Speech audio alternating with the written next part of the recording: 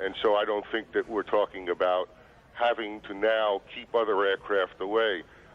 This picture that CNN is broadcasting live is probably from a range of a couple of miles away, and you can see that. No, certainly that, but if there was somebody who intentionally was trying to do the same thing again, is there a way to shut down the airspace to keep planes out? No, you can't shut down airspace. There's no gate, there's no fence in airspace.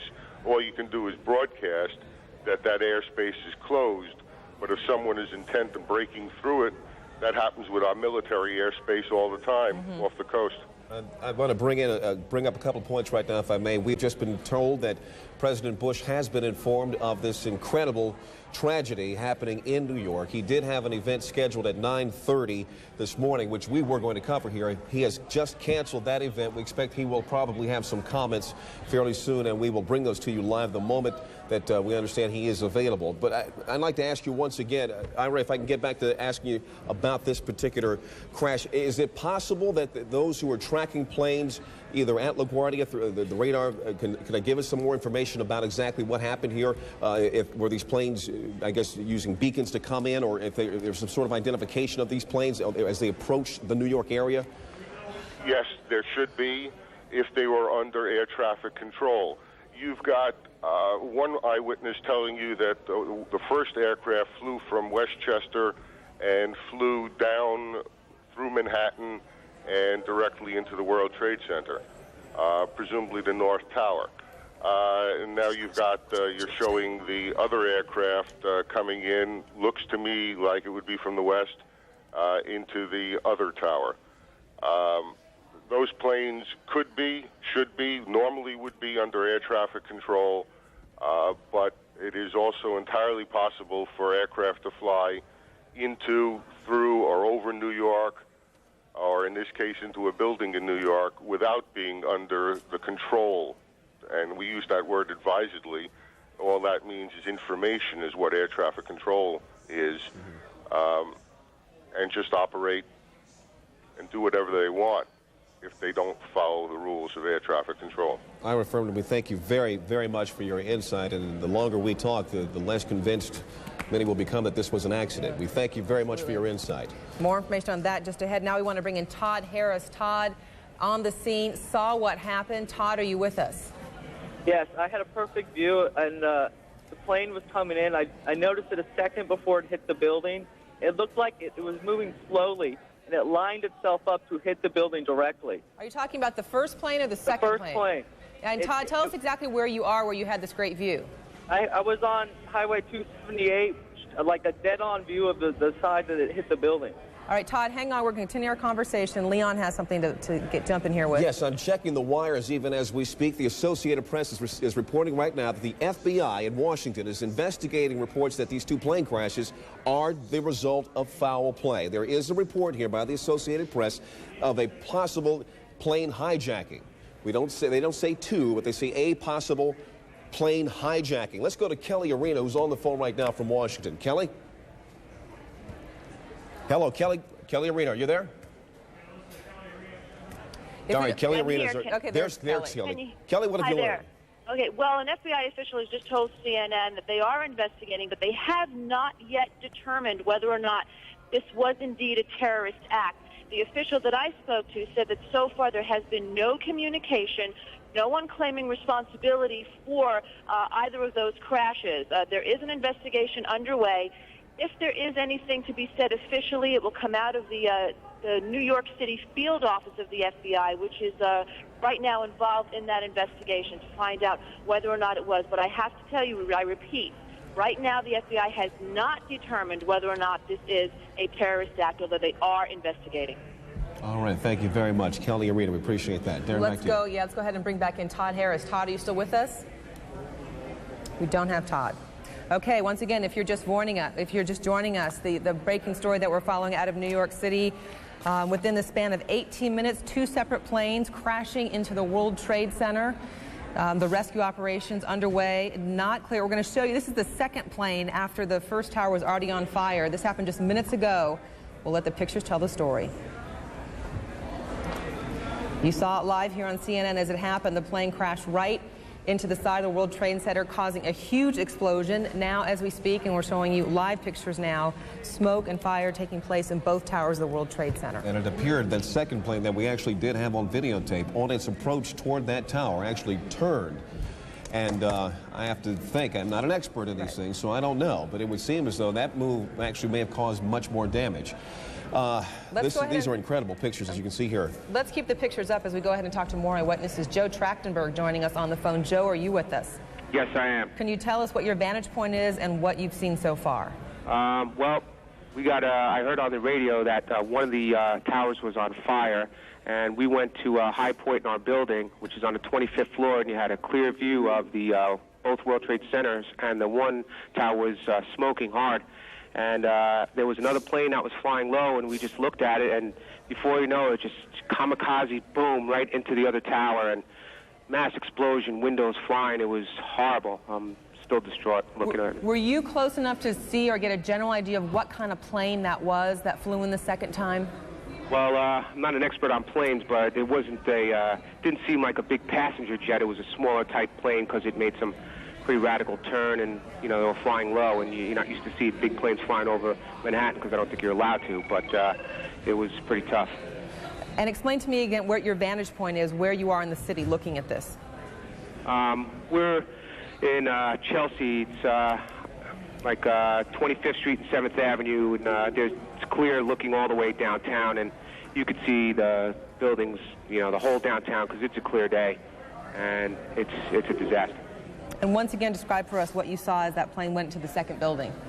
That plane just flew straight into the second building on the downtown side, it appeared. It was just a huge explosion, and smoke just immediately, and fire started immediately coming from the second tower as it hit, and there was glass flying everywhere.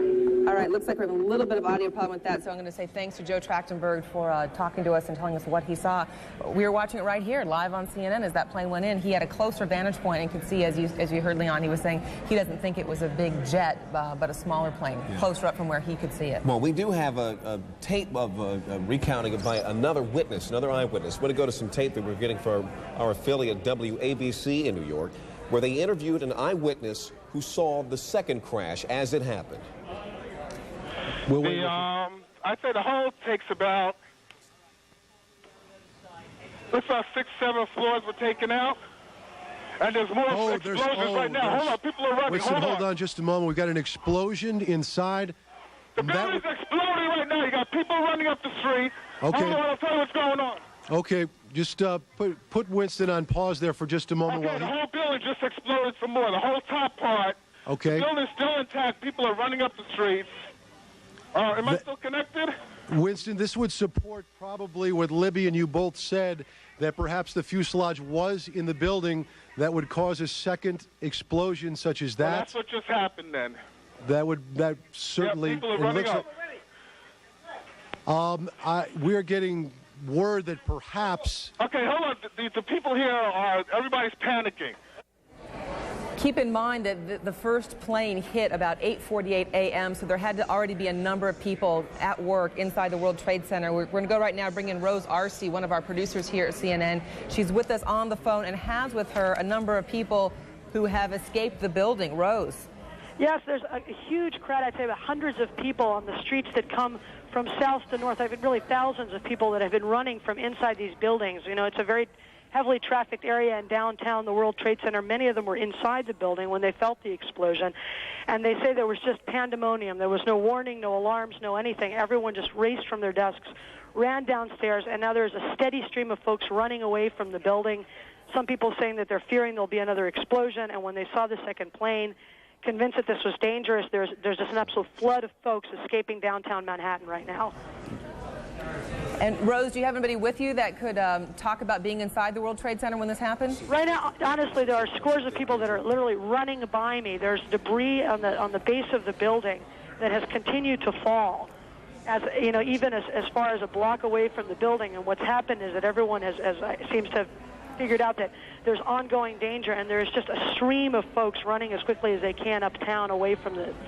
Understandably. What about rescue efforts? I would imagine there's still a number of people inside those buildings. Well, right now what you see is there's trucks trying to get through, and people have that actually jumped from the crowd and are trying to help direct traffic to try to get emergency vehicles there. There is no traffic going in the other direction, but because of the flow of people, it looks like some emergency vehicles are actually having trouble getting to the scene. And from where you're standing, is there any kind of command center, any place that people are being directed toward? Right now, what there is there's a crush of emergency vehicles and rescue vehicles, but they don't seem to be quite organized in any direction. There's fire department vehicles on the one side where you see the smoke coming out of the building. On the other hand, you see groups of police officers trying to organize the crowd and in more orderly fashion. I think there seems to be some fear on their part that such a huge crowd of people might injure each other on the way out. All right, Rose Arce on the ground there near the World Trade Center. We continue our coverage live with the live pictures as we go. And we're just now getting word again from the Associated Press now saying that the crash of these two aircraft into the towers of the World Trade Center in New York appear to be an act of terrorism. This, they are quoting a U.S. official. They did not say which department of this U.S. official was speaking from, or the authority this official was actually carrying at this particular point, but they're saying that a U.S. official is now saying to the Associated Press, it is official, well, he is saying at least, that these two aircraft crashes we've seen into each of the towers of the World Trade Center are the act of terrorism. We're just getting word now that President Bush is going to be coming out and he's going to have comments momentarily. We understand, we're keeping an eye on the picture from Sarasota. He's going to be returning to Washington almost immediately, we understand. Darren? And in fact, as you mentioned, President Bush is in Florida today. We're supposed to have an education event just minutes from now. That has been canceled. Our Major Garrett is traveling with the president. Major, maybe you can tell us a little bit more on the president's immediate plans. Good morning, Darren. President Bush, as you said, will make a statement here at Emma E. Booker Elementary School in Sarasota on the catastrophe at the Twin Towers in New York. Following that statement, the president will board Air Force One and return immediately to Washington. We are told by White House officials traveling with the president in Sarasota that he was notified either shortly before 9 a.m. or just shortly after. We don't have an exact moment of the notification of the president. We believe his chief of staff, Andrew Card, told him of the events in New York City. The president has been monitoring them as best as he can. He was, at one moment this morning, sitting reading a book to some of the elementary school children here as scheduled. Reporters asked him if he was aware of the situation in New York. He nodded a bit gravely and said he would have something to say about that shortly. We are expecting that statement any moment now. I can tell you here in Sarasota, with those traveling with the president, they are trying to sift through all of the amazing and terrifying both pictures and details as they can get them from New York City, but no confirmation here from White House officials about what this in fact is, whether it's accident or terrorism. They are trying to gather information as best they can, give it to the president, and trying to keep things on a very calm and even keel if possible. And on that note, Major, it sounds like that exchange of questions with the president came at what would be a sensitive time if he was sitting in front of a bunch of school children and not wanting to scare the children. Well, precisely. And the president has a way of letting reporters know that it's either an appropriate time or an inappropriate time to take questions. He does that in many different environments, many different situations. Clearly this morning with the crowd of children, he wanted to keep an even keel, keep the situation under control as best as possible. He just nodded and said, we'll talk about this later. Right. So once again, we do expect to hear from the president soon. A time frame on that? Within the next 10 minutes or so. Again, things are very much in flux. Things are a bit confused. The event here, which was scheduled to talk about education reform, talk about the importance of reading, that has been scrubbed, and the president is trying to gather whatever information, all the information he can from various White House sources, make a statement, and then get aboard Air Force One, get back to Washington just as soon as he can. Major Garrett traveling with the president in Sarasota, Florida. Major, thank you very much. And of course, as soon as the president begins to speak, you'll see those comments live here on CNN. Leon. I want to just inform you that we've just gotten word, according to Reuters news service, trading on the markets in New York have been postponed indefinitely. And we will try to keep an eye on that, but can't expect that to get underway anytime soon. But we just heard our Major Garrett mention moments ago this investigation. We're just now getting reports here, the Associated Press, saying that U.S. officials are saying this is an act of terrorism. Let's go now to our David Enzor, who's on the phone right now, and give us some more information on what may be at stake there. David. Well, Leon, I can just tell you that U.S. officials are also telling me that this is clearly not an accident in their view, and they do believe that terrorism is at the root of this. They believe this is a terrorist act. However, they have very little other information. Obviously, law enforcement agencies will be taking the lead on this, trying to find out who these, who was flying the planes, whether they had in fact been turned away from